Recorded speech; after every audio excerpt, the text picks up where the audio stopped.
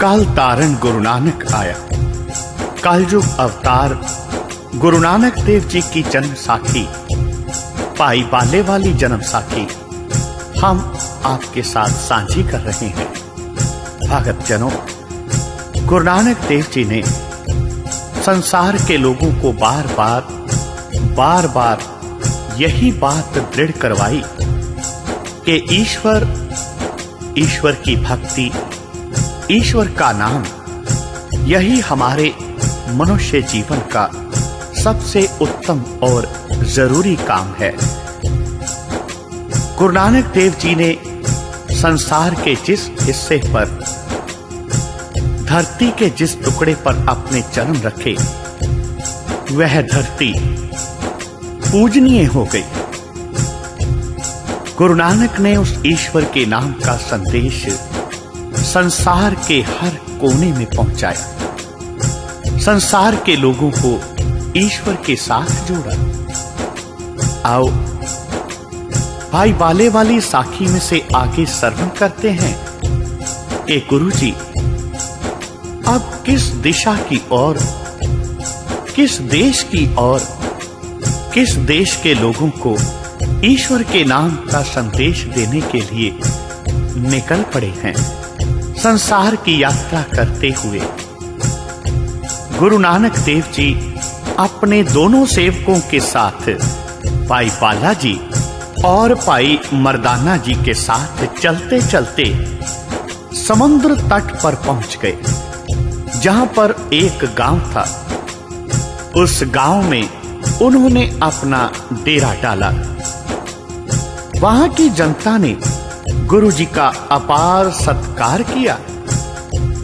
जब वहां 6 मास हो गए, तब वहां के तमाम लोग तैयारी करने लगे और उन्होंने गुरु जी को भी कहा, हे महाराज, कृपा करो, अब आप भी चलने की तैयारी करो। देखो, तमाम जनता, सभी गांव के लोग अपना सामान उठाकर इस गांव से बाहर जा रहे हैं। अब किसी और स्थान पर निवास किया जाएगा, क्योंकि 6 मास के पश्चात समुद्र हमारे गांव को बहा कर ले जाता है। 6 मास के पश्चात हम फिर इसको आबाद करते हैं। हमारे मकान, खेत, सभी सामान जो यहां छूटता है समुद्र में बह जाता है, कुछ भी बाकी नहीं बचता। 6 मास के पश्चात हम वापस आकर दोबारा सब कुछ बनाते हैं, आबाद करते हैं। इतनी बात सुनकर नानक निरंकारी कहने लगे, हे भाई, यदि समुद्र तुम्हारे गांवों को ना बहाए, तब तुम हमारे शिष्य बनकर अपना भला करोगे। गुरु जी की इतनी बात सुनकर कहने लगे गांव के लोग, हे महाराज, अगर तुम्हारी कृपा हो तो हम आपके शिष्य हो जाएंगे। गुरु जी ने कहा, अच्छा, अब तुम जाओ और हम यहीं रहेंगे। जब तुम 6 मास के बाद आओगे, तब तुम्हारे यह मकान ऐसे ही तुम्हें मिलेंगे, अर्थात समुद्र में बहेंगे नहीं। इतनी बात सुनकर गांव के सभी लोग चले गए, परंतु गुरुजी वहीं आसन जमाए बैठे रहे, उस ईश्वर की भक्ति में, उसके नाम में लीन समाधि लगाए बैठे रहे। कुछ दिनों के पश्चात समुद्र की लहरें उठी। तब गुरुजी ने अपना चरण आगे किया। समुद्र गुरुजी के चरण चूमकर पीछे हट गया और अपने ठिकाने पर चला गया। सभी घर वैसे ही बने रहे जैसे थे, कुछ भी नहीं बदला। समुद्र ने कुछ भी नहीं बहाया। 6 मास के पश्चात उस गांव के निवासी जब वापस वहां पहुंचे तो देखकर हैरान रह गए कि उन सभी के मकान वैसे के वैसे खड़े हैं, कुछ भी टूटा नहीं, कुछ भी उजड़ा नहीं, सारा गांव आबाद है।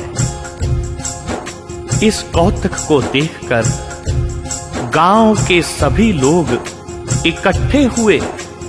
इकट्ठे होकर गुरुजी के पास आकर गुरुजी की स्तुति करने लगे। अब उन्होंने सुंदर सुंदर भेंटें गुरुजी के आगे अर्पण करनी शुरू की और प्रार्थना करने लगे, हे गुरुदेव, आप हमें अपनी शरण में ले लो। तब गुरुजी ने अपने चरणों के जल की उनको पाहुल प्रदान की और उपदेश दिया कि ईश्वर का नाम जपो, धर्मशाला बनवाओ, ईश्वर के नाम का कीर्तन करो, शब्द गायन करो, आए गए अतिथि की सेवा करो। गुरुजी समझाने लगे कि यह संसार उस ईश्वर का बनाया हुआ है। संसार के हर एक वस्तु, हर एक चीज ईश्वर की देन है।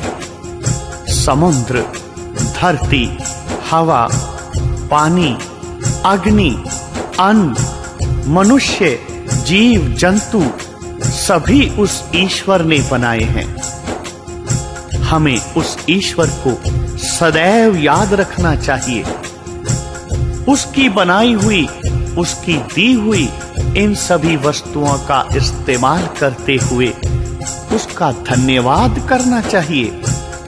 उसके बनाए हुए जीवों की, मनुष्यों की सेवा करनी चाहिए। यही इस मनुष्य योनि का सबसे उत्तम कार्य है। इसलिए अधिक से अधिक ईश्वर का नाम जपो, धर्मशालाएं स्थापित करो, आए गए अतिथि की बहुत मन से सेवा करो। ईश्वर खुश होगा, आनंदित होगा और तुम्हारे जीवन को खुशियों से भर देगा। इतने उपदेश देकर नानक निरंकारी उस प्रभु परमात्मा की भक्ति में लीन हो गए। उस नगर के समुद्र तट के जितने भी लोग थे, उन सभी में उन्होंने उस प्रभु परमात्मा के नाम के उपदेश का अमृत बरसा दिया और सभी को ईश्वर की अनन्य भक्ति सिखलाई। कुछ समय वहां पर निवास किया और वहां से गुरुजी अपने देश की ओर चल दिए। एक दिन चलते चलते गुरुजी ने मर्दाना जी को कहा, मर्दाना जी, फरमाइए, अब किधर जाने का विचार है? मर्दाना जी कहने लगे, हे स्वामी, जैसी आपकी इच्छा, जिधर आप जाना चाहो उधर ही ठीक है। हम तो आपके अनुयायी हैं, हम तो आपके सेवक हैं। मर्दाना जी की इतनी बात सुनकर गुरु नानक देव जी भाई बालाजी को कहने लगे, बालाजी, तुम बताओ अब किधर चला जाए? गुरु नानक जी की बात सुनकर भाई बालाजी दोनों हाथ बांधकर खड़े हो गए और कहने लगे, कृपा के सागर, आप जहां ले चलोगे हम उधर ही चलेंगे। हम आपके दास हैं। बस फिर क्या था, गुरु जी की आज्ञा से उन्होंने आंखें बंद की। जब एक क्षण के बाद आंखें खोली तो वह सभी रावी नदी के तट पर थे। तब गुरुजी फरमाने लगे, भाई बाला जी, मर्दाना जी, यहां से हमने अजित्ते को अपने साथ ले चलना है। तभी अजित्ता वहां आ मिला। उसने गुरुजी को प्रणाम किया। गुरुजी कहने लगे, भाई, एक अब्दुल रहमान फकीर डल्ले के चक में रहता है, हम उसे मिलना चाहते हैं। वह हमसे घी मांगता रहा है। तब अजित्ते ने कहा, हे महाराज, चलो। तब गुरुजी कहने लगे, अजित्ता, तुम आंखें बंद करो। जब सबने आंखें बंद की तो सभी यहां से डल्ले के चक में पहुंच गए। तब गुरु नानक देव जी अब्दुल रहमान के पास उसके घर से 2 कोसों की दूरी पर जा बैठे और अजित्ते को कहा, जाओ, तुम जाकर मियां जी को कहो कि तुम्हें नानक निरंकारी बुला रहा है, परंतु मान से कहना।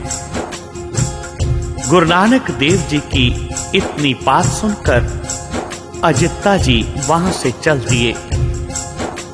पहुंचे मियां जी के पास और अजित्ता जी ने मियां जी को संदेश दिया तो मियां जी फौरन ही चल पड़े तथा और लोग भी उनके साथ आए। गुरुजी ने देखा और कहने लगे, मियां जी आ रहे हैं, परंतु लोगों को दुआएं देते आ रहे हैं और लोगों को लौटाते भी जा रहे हैं। यह देखकर गुरुजी ने एक श्लोक उच्चारण किया। श्लोक महला पहला। देह दुआए से मरे जिनको, देन से जाहे, नानक हुक्म ना जापई, कित्थे जाए समाही। यह सुनकर मियां जी कुछ चमके, आगे जाकर सलाम की। तब गुरुजी कहने लगे, मियां जी, कहो, राजी खुशी हो? तब उन्होंने उत्तर दिया, हां साईं लोक जी, हम अच्छे भले हैं। इतनी बात सुनकर गुरुजी कहने लगे, हे मियां जी, आपने कैसे कहा कि किराड़ी ने अपने घर पर घी जमा करके रखा हुआ है, परंतु हम ऐसे लेंगे जैसे किसी साग भाजी पर खट्टे की फांक निचोड़ ली जाती है और फोक को फेंक दिया जाता है। जब मियां जी ने यह सुना तो खाली हो बैठा। कहने लगा, मैं तो कुछ लेने को आया था, परंतु मैं तो अपना भी सब कुछ दे बैठा हूं। उस मियां जी के साथ एक और मियां जी आए थे। उनके मन में आया कि यह क्या कहेंगे कि हिंदू के आगे अपनी भी करामात खत्म करवा आया है। इतने में दूसरा भी आ गया और अहंकार के साथ गुरुजी के निकट जा बैठा। तब गुरुजी ने एक दृष्टि से उसकी भी सत्ता खींच ली। वह भी खाली हो गया। उसकी सारी शक्तियां गुरुजी ने खत्म कर दी। मियां जी ने कहा, भाई, शेष नाग के नीचे आ पड़े हैं, देखें खुदा जिंदा भी रखता है या नहीं। अब तो जिंदा रहने की फिक्र है, करामात लुट जाने का भय नहीं है। गुरुजी ने देखा कि मियां जी बहुत ज्यादा हताश हो रहे हैं, बहुत ज्यादा भयभीत हो रहे हैं। गुरुजी कहने लगे कि मियां जी, यदि समुद्र में छपड़ी पड़ गई तो क्या अचंबा है, परंतु इतने शब्द नहीं कहने चाहिए। जिसकी वस्तु हो उसी के पास चली जाए तो क्या अचंबा है। जब यह कहा तो फिर उनकी करामात उनके पास ही चली गई। बस फिर वह सभी गुरुजी के चरणों में भंवरे बन गए और कहने लगे, हे महाराज, आप हमारे हुजरे में चले। तब गुरुजी कृपा करके मियां अब्दुल रहमान के साथ चल पड़े। मार्ग में चलते चलते और देखा, वहां स्वर्ण की मोहरें बन गई। तब गुरुजी कहने लगे, मियां जी, हम रास्ता भूल गए हैं, मार्ग तो दाएं हाथ रह गया। मियां जी कहने लगे, अच्छा, अब आप दाएं ही चले चलो। रास्ते में मियां जी ने देखा कि मण मण भर की भीमें पड़ी हैं। आखिर गुरुजी मियां जी के हुजरे में जा बैठे। मियां जी ने गुरुजी की अपार सेवा की। गुरुजी कहने लगे, मियां जी, आप हुजरे में अब तक किस मर्यादा से निवास करते हो? गुरुजी की बात सुनकर मियां जी बोले, हे गुरुजी, मैं तो 6 महीने के पश्चात हुजरे से बाहर आता हूं, तो फिर 1 लोटा पानी और 1 सेर भर जौ लेकर हुजरे के भीतर चला जाता हूं। गुरुजी कहने लगे, हे अजिते, आज से हम भी 1 मुट्ठी भर बालू ही खाया करेंगे। जब यह सुना तो मियां जी गुरुजी को प्रणाम करके कहने लगे, हे गुरुजी, आपने हम लोगों पर अपार कृपा की है। हम लोग आगे से आपके सेवक बन गए हैं और हम अपने अहोभाग्य मानते हैं कि आप हमारे इस नगर में, हमारे इस हुजरे में आए। हे गुरुदेव, हम भूले हुए थे, कृपा करें आप हमें क्षमा कर दें। इतनी बात सुनकर नानक निरंकारी कहने लगे, हे मियां जी, आगे से तुमको बख्शीश दान मिल गया है और तुमने पूर्ण गुरु को प्राप्त कर लिया है। तुम्हारा जन्म सफल हो गया है। फिर मियां जी की गदगद हुई। मियां जी आनंदित हो गए। प्रसन्न होकर गुरुजी के चरणों का बोसा लिया।